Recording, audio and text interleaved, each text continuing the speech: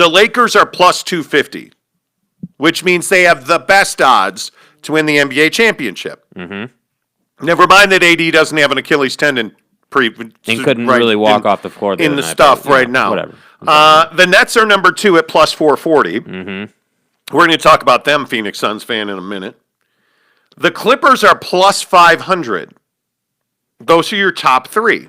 Okay, pretty reasonable. The Lakers are twice as likely, according to FanDuel Sports Book, to win the NBA championship as the Clippers. Okay, Here's where it really gets kind of liquidy and murky, and you really need to eat more fiber. The Bucks of Milwaukee, Joe Biden's town hall town, right, are plus 700. Uh-huh. Okay, so plus 700. Mm-hmm. The Utah Jazz are plus 1,400. Bro, what are you talking about, man? Listen, cocaine's a hell of a drug. Can I just explain? That means that you believe the Milwaukee Bucks are twice as likely to win the championship as the Utah Jazz. Who the f*** is that guy? Yeah, I don't know who made this list, but that's whack. I mean, currently the Bucks are on a 4-game skid. Giannis Antetokounmpo can't shoot a 3. Like, you're watching teams back off of Giannis and just let him shoot because he can't. Yeah. They're not, in my opinion, they're not a championship contender. No, so the top of the list is Lakers. So the first 3, Lakers, Nets, Clippers, right? Yes. So those 3 I agree with, right? Like any mix of those 3, okay, cool. I think that's pretty reliable. But the idea that the Jazz, with how well they're playing, are behind the Bucks? Yeah. My question just simply is, was that intentional, or are the Jazz just that disrespected in the league? You know, like, are the Jazz a team that nobody respects? Oh, Jake. But it begs the question. Jake, like, we talk about the Jazz every day on this show. Well, I go there. FanDuel, I didn't go there. FanDuel went there. Me? I'm just talking about it. This is not my plan. I was over here with KD. Yeah, I was over here in Brooklyn, and then they put this list out. Like, me? What do you want me to do? I think the Jazz do have a respect problem. I think they do have a perception problem, and I think part of that perception is the stereotypes that we perpetuate on this show. They shoot a ton of 3s, right? If you look across the league, should that be a reason you're not favored to win a championship? No, you're twice as far behind the Bucks, who their best player can't shoot 3s. Right. So what sense does that make? Now, the Lakers, the Nets, and the Clippers are all heavily reliant on the 3. Mm-hmm. The Clippers less so. And the Lakers less so. The Lakers less so. Yeah. But, I mean, if you look at the Nets, all they do is shoot 3s. See James Harden. Yeah, the only reason they won the game last night here in Phoenix, I said here in Phoenix. Whoa. They're in Phoenix. Whoa. Those of us Salt Lake residents. They're in Phoenix was because they hit a bunch of 3s. Yeah. You know, so I just think it's interesting. Do you believe that the Jazz are lacking respect across the league? Well, yeah. I mean, I think there's definitely a lack of respect for the Jazz. And I also think that you'll hear a lot of NBA guys, not players, but like people who follow the NBA, like the media of sorts, there's this conversation around the idea that what happens in the regular season. So, like, you know, let's say that the Jazz, you know, put up some ridiculous regular season record, right? And then in the postseason, they flame out because they can't get by the Lakers. I think that thought process and that mindset is a lot of what's going on in this list. Like if you think about it, the Jazz are dominating the league right now, right? They are dominating teams. They made the Bucks look silly. They're doing great things against great teams. But then I think people really start to question them in the postseason, and this comes back to that conversation we kind of had yesterday where we wonder, okay, assuming that Anthony Davis is going to be healthy for the postseason, can the Jazz get by a fully healthy Lakers roster? And so then I see these odds, and I'm like, well, wait a minute. Are we making odds based on are these odds based on where the league's at right now? Or are these odds based on what people think of the Jazz as a postseason team? Do they think of the Jazz as the team that lost to the Nuggets last year? Do they think of the Jazz as a team that is probably under-tooled in terms of firepower to compete with the best teams in the West? Because that's what this list is saying. Hey, you are not capable of beating even the Bucks, let alone the Lakers or the Clippers or any other top-end Western Conference team. That's the only thing that I can think in terms of this list. My opinion is that they should be above the Bucks, but they should not be in the top 3. I think that's like where they are. They still got to climb that mountain in terms of respect. So, like, that's where I would have loved to see them, but it's major shade, in my opinion, to put them behind the Bucks. Yeah, and I think it is major shade, and especially since they just throttled the Bucks. Mm-hmm. They're in the middle of what's supposed to be a defining stretch of games here, but yet, the Jazz find themselves dominating these teams. And yeah, sure, the Lakers have injuries, the Clippers have injuries. We've all got injuries. Mm-hmm. Mike Conley's out for the Jazz. I get it. The Jazz can only play the people in front of them. I think the Jazz are far better than people are giving them credit for. To give the Milwaukee Bucks twice the chance, twice the likelihood of winning a championship over the Jazz it's not only disrespectful, it's insulting. I feel like we could kind of take this conversation to another level, though, in terms of like looking at the big picture, because this is the same conversation we had with BYU this year, right? Hey, the BYU can only play who's in front of them, Like they're like Zach Wilson and company is dominating who's in front of them, but they're not getting the respect that that other 11-1 teams are getting. And so it begs the question in my mind, like, does Salt Lake City have a sports respect problem? Like we had this conversation several years ago with Utah in the college football playoff. We then had it with BYU. Now we're having it with the Jazz. What's next? The Salt Lake Bees? I mean, we're like, what are we gonna do? And I think at some point nothing will change until a team like the Jazz can get over the hump and get to the finals. That's what is going to have to happen, I think. I don't even know that it's get to the finals. If the Jazz win a championship, the fortunes of this franchise dramatically change for the next decade. Mm-hmm. And I know that seems simplistic or obvious, but if you think about how many times do we talk about whether or not the Jazz have a chance at free agency? All the time. All the time.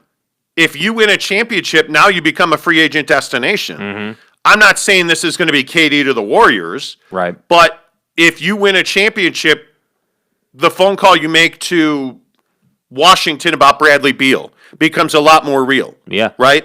The conversations you have with other teams about their players become a lot more realistic. Instead, those players want to go to the Lakers.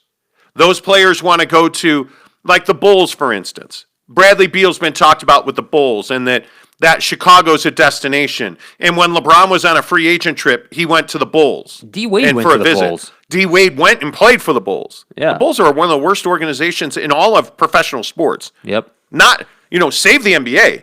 All of professional sports, I think Jerry Reinsdorf is one of the worst owners in all of sports. I agree. Yet LeBron and D-Wade and routinely the best free agents in the NBA will take phone calls from the Bulls, but they won't even entertain the Jazz. Do you think that's because it is like Chicago and it's historic in terms of our country's history? Or like, what do you think is attributed to that?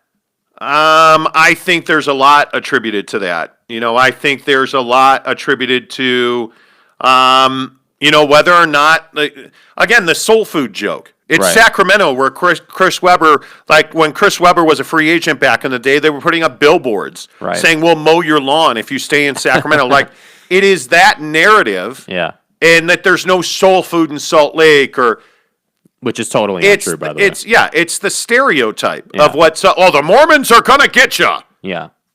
That's the stereotype of Salt Lake City. Yeah. And it's not accurate, but you and I know it's not accurate because this is our home. Yeah.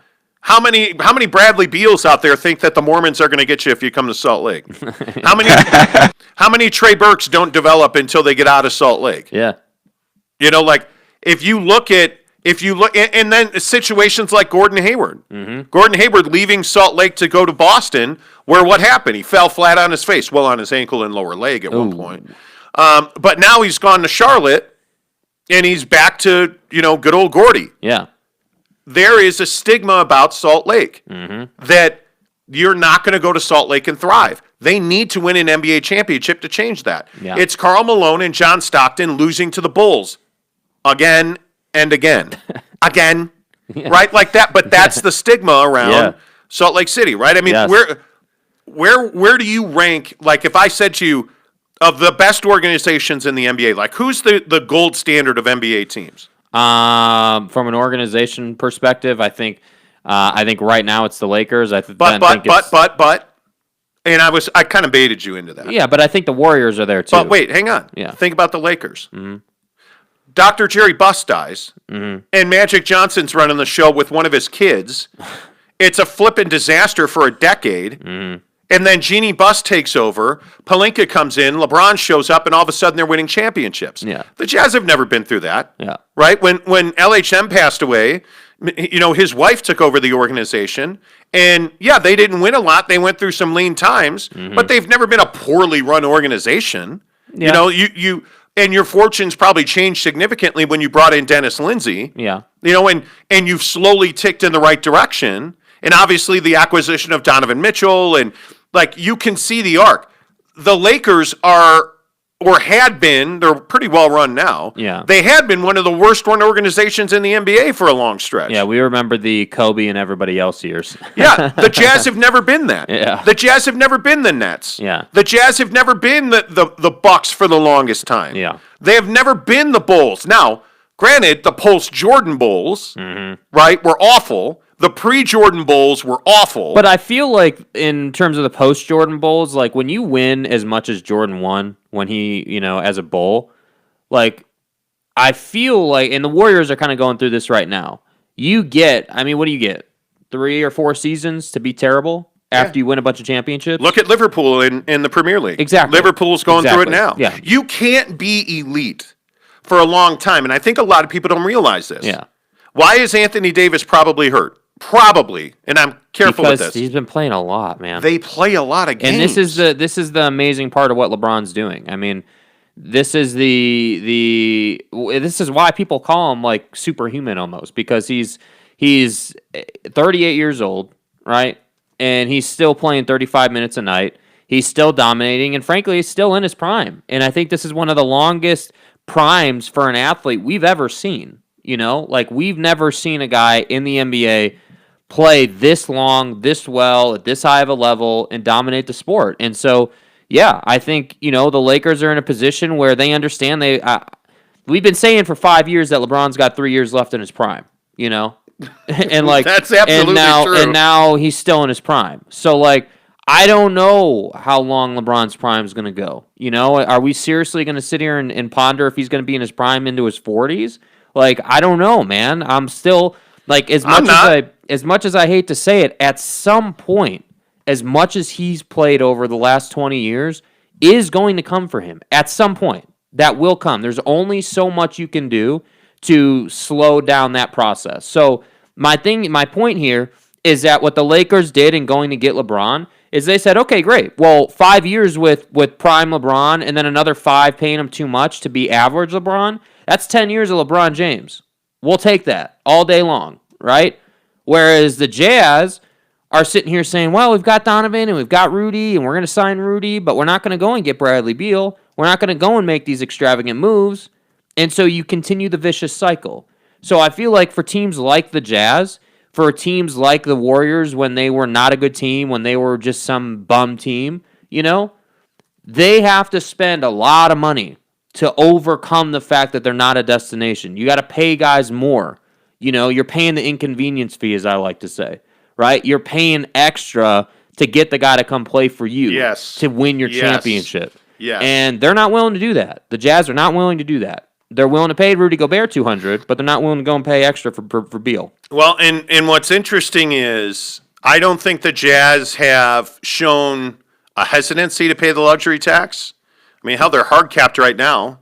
You go and you may not agree with all the financial moves they've made, but I mean, you spend on Rudy Gobert, which I totally disagree with. But you did. You spend on Mike Conley, which another move I disagree with. But you did. But you did. You've shown the willingness to spend money. Mm-hmm. It's not always worked out. Has Mike Conley worked out? I don't know yet. Ask me when they get to the playoffs this year if he gets hurt again. Yeah. I just feel like the Jazz have shown a willingness to spend money. I am curious to see when does that pay off, because what's ailing the Jazz right now, frankly, is their struggles in the draft. Yeah. And this is something all of our friends on YouTube all of our Jazz fans on YouTube routinely get after me about. I didn't sleep for the past 2 nights because of this. I was that upset. Yeah, Jazz fans don't like. Wow, that's amazing. Jazz fans don't like that I keep talking about guys like Dante Exum and Trey Burke and Trevor, or Trey Lyles. But those are the realities of it. Miguel Bull says, as a Jazz fan, I can tell you I don't think the Jazz are the best team, but we are one of the most disrespected. That's true. That is true. Good morning, Sean. He says, my question is, if they were in a bigger sports city, would they get more respect? Yes. I will say the fact that the Lakers only have 2 months off after a year-long season didn't really help Davis's injury. They didn't really have a break. They didn't.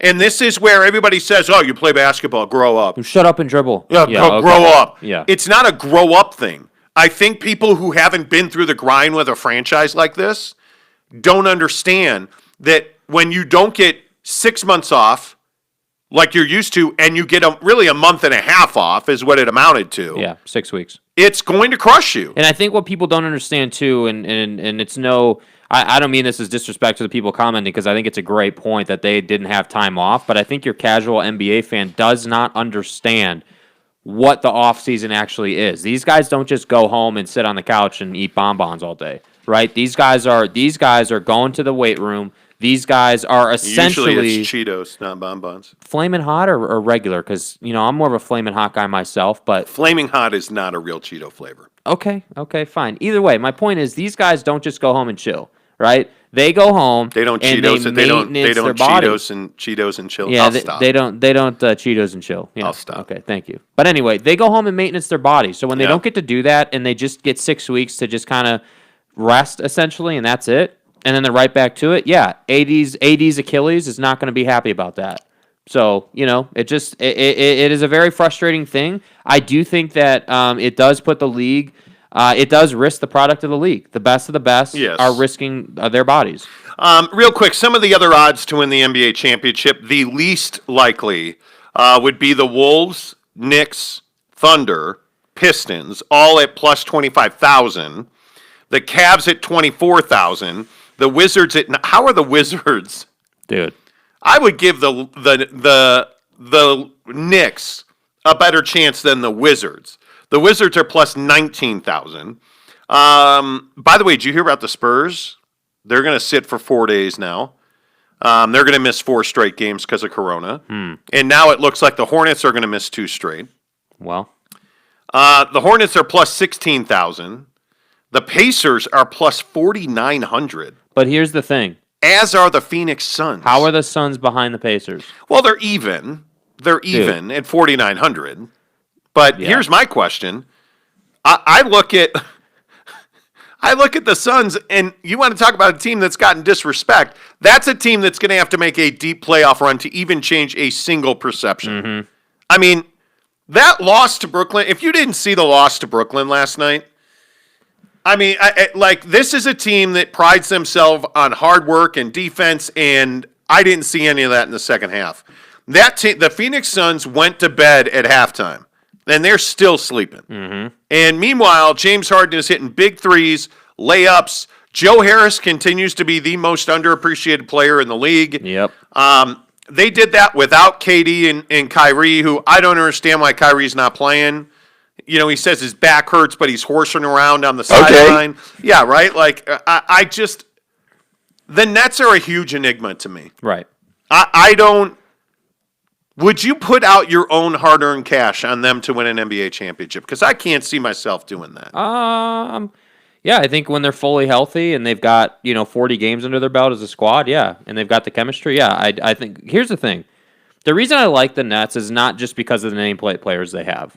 The reason I like them is because of situations like last night. They have overcoming power, as I like to say. They've got the ability to have a crappy first half in the postseason and come back and beat you. They put up 74 points in one half.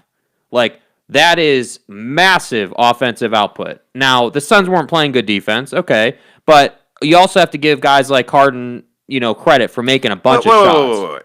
Mikal Bridges is on James Harden when he hits the biggest three of the game. Mm-hmm.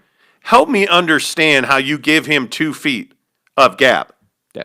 If you're Mikal Bridges, how are you giving James Harden a foot of gap, Yeah, I don't know. let alone 2 feet of gap? Yeah, I think guys don't want to play one-on-one with Harden because they know he's going to draw the foul. They know they're going to get captured. Yeah, I think at some point you got to step up and play defense and not foul the guy. And I also think too that goes right into situational awareness too. I mean, you're at the end of the game, the Nets have all the momentum, and you're giving him space to shoot on a walk-up three. I mean, he's going to knock that down every time. Yeah. Anyway, right now today, who's going to win the NBA championship? I would still go with the Lakers because I think Anthony Davis has plenty of time. If they treat this injury with respect, they give him rest, I think they'll be fine. I think if I had to pick today, I would take the Nets. Mm-hmm. I do, because I think anytime you have a calf strain that's bothering your Achilles, you're going to be out for 2 months. So and that's when, if you come back. And the question then becomes, okay, well, let's say that AD's not available for the finals. Are the Nets completely healthy? You can't tell me Kyrie's going to last the whole year. He never does. Well, but I think what happens is they give him rest because, my back hurts. They give him rest, right? Right. And KD's getting a lot of rest with, thanks to our friends at the coronavirus, right? And the idiot's not wearing a mask in a car. The coronavirus. What an idiot. I do like Kevin Durant. You're better than that. But anyway, here nor there. My point is they're getting a lot of rest. Yeah.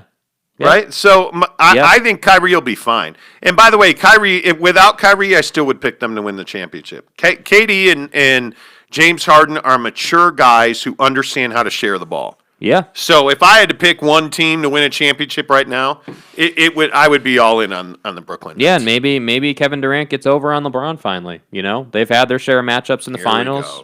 I mean, maybe he finally gets over. Maybe he gets over him finally. Yeah. I mean, anyway. No, I'm not going to do it.